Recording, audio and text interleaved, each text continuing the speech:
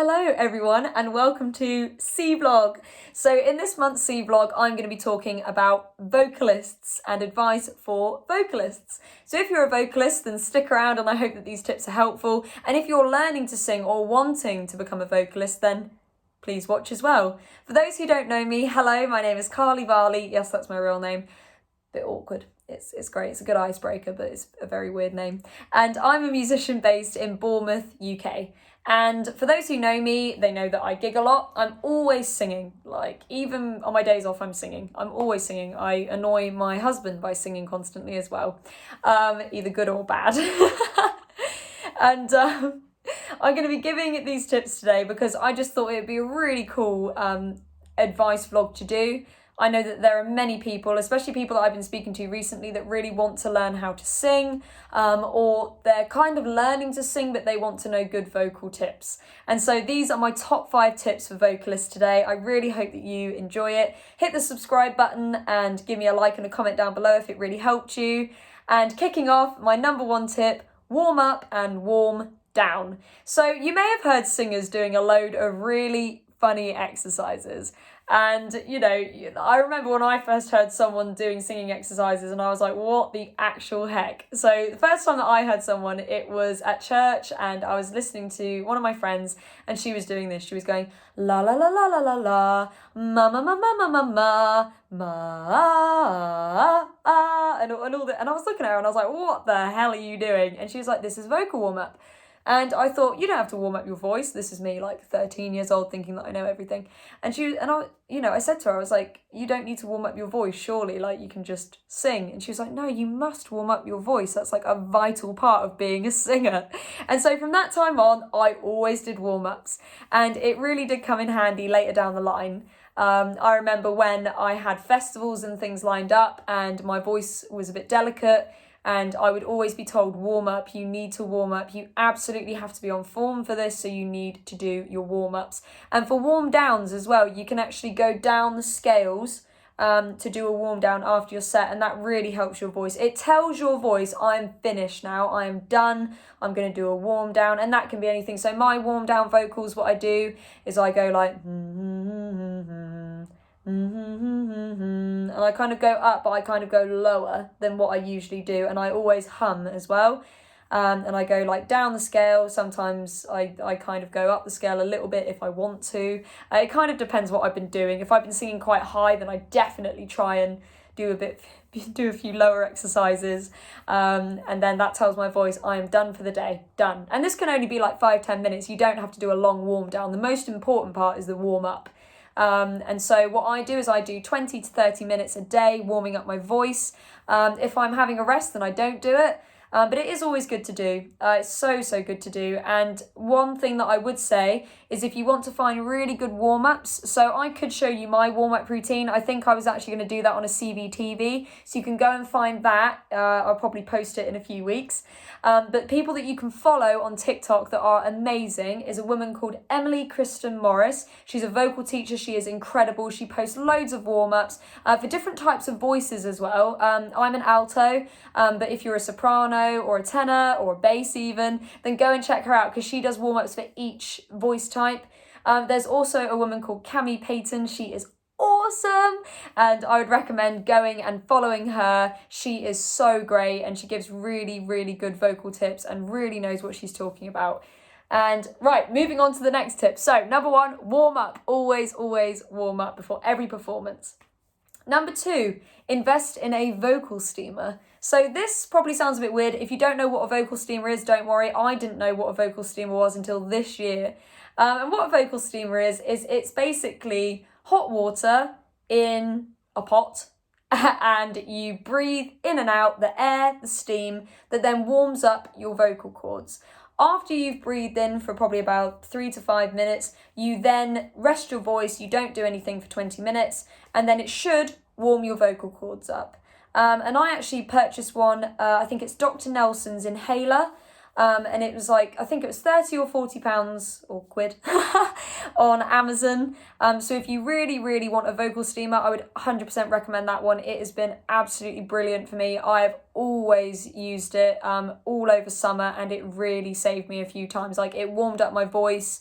and it really, really does help. So I'd recommend getting a vocal steamer. And if you want to know more about it, then Google it before you purchase one. But Dr. Nelson's has been the best one for me so far. And number 3, vocal rest. The dreaded vocal rest. So if you're like me and you love talking, then vocal rest is like the worst thing ever. But it is really, really good. If you don't talk for a day, even 2 days, I once did vocal rest for 4 days and my voice was as good as new.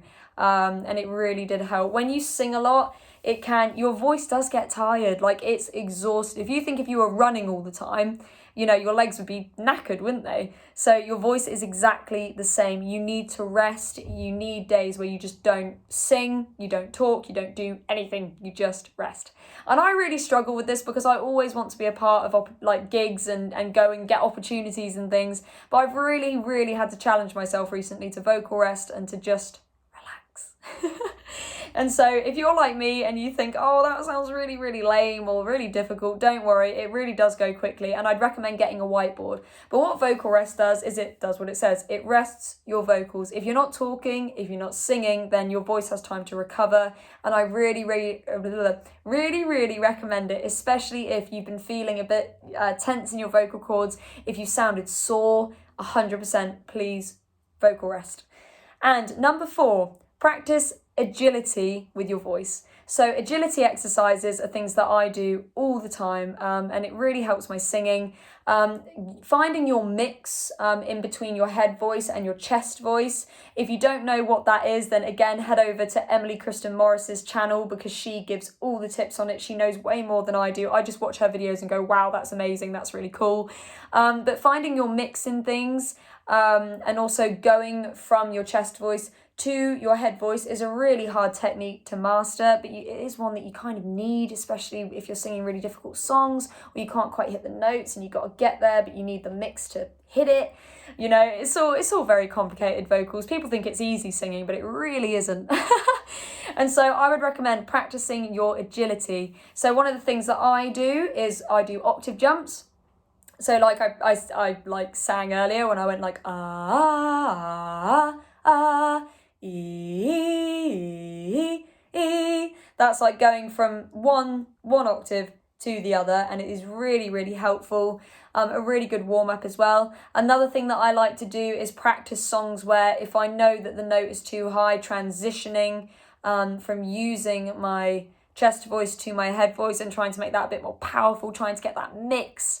But if you want to know more about it, head over to Emily's TikTok channel because she honestly is amazing. I've explained it in minute detail and probably not very well, but I would recommend practicing your agility. And you can also do this by listening to your favourite artists and just singing along with their songs. Like Ed Sheeran, for example, John Mayer, they're always in their falsetto.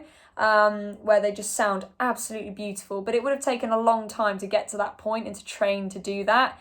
But listening to songs like that and then like singing along and seeing how you get on is a great way of doing it. I actually learned to sing by listening to Avril Lavigne and Amy Lee and Hayley Williams from Paramore. That's where a lot of my influence comes from, and so people say to me, oh, you sound like so-and-so, and I'm like, yeah, it's because I listen to them all the time, and that's kind of how I learned to sing. It's just listening to people and practicing every single day pretty much. When I got home from school, all I did was practice on my guitar and I practiced my vocals. That's all I did. And at school I had friends, but like I never like went over to their houses really or anything. I was just kind of a loner and just kind of sat in my room and wanted to write songs like Taylor Swift, So that's what I would recommend, practicing agility. And my 5th and final tip for vocalists: lemon, honey and ginger are your friends. They are your best friends, your vocals' best friend. So what I do when I've got a cold or if I'm feeling a bit under the weather or if my throat is sore and I'm just not in a good place, is I get some hot water and I put fresh ginger, lemon and honey in it. You can use any type of honey, but the best honey is actually local honey. I know that a load of people are recommending, is it Manuka honey? And that is good honey, but actually your local honey is just as good, from what I've tried anyway. I get Dorset honey because, I'm a Bournemouth girl. And this is something that I would definitely recommend if you're feeling under the weather. It is so good for you. Ginger beer as well, if you have a sore throat or you need to sing for quite a bit. Ginger beer is fantastic, honestly. I get Fenton's ginger beer and it is awesome and it always clears my throat right up. And then after I'm done singing and I've got through the set that I probably shouldn't be singing, I then vocal rest. So I really hope that these tips help you today. As I said, I will be doing a CVTV on my entire vocal warm-up that will be hilarious to watch. Definitely watch it because there will be some voice breaks. And I really hope that these tips have helped you today. As I said, you can follow Emily and Cami on TikTok, and please subscribe to this channel, comment, like, and like I said, subscribe. And you can also follow me on TikTok. I do goofy videos as well as great singing videos where I'm kind of just, singing along to things really. I like to think they're pretty cool, but obviously some people might disagree. And thank you guys so much for watching. I really hope that you have enjoyed this C-vlog. It's a little bit different. It feels weird holding this microphone. And I'm trying to think if there's been anything else. As you guys know, I'm selling merch now. So I'm not wearing it right now, but I have merch on my website. So if you're looking for new sweaters or t-shirts, then head on over there and have a look and support me. The money goes towards my recording sessions, so it would be super awesome if you could buy a t-shirt. That is if you really like them and really want to. And thank you guys so much for tuning into this. I'm going to be posting more C-vlogs, more CVTV and more covers very soon. So thank you so much. And my EP, my season's EP is finally going to be out after a year delay soon. And I can't wait for you guys to hear it. So there's so much to come. And I hope that you guys are well and that these tips, sorry, I can't talk today. I'm going to have to edit this, or maybe I won't, who knows. I really hope that these vocal tips have helped you, and please go through and make a note of them and let me know which ones help you the most. Thank you guys. See you later.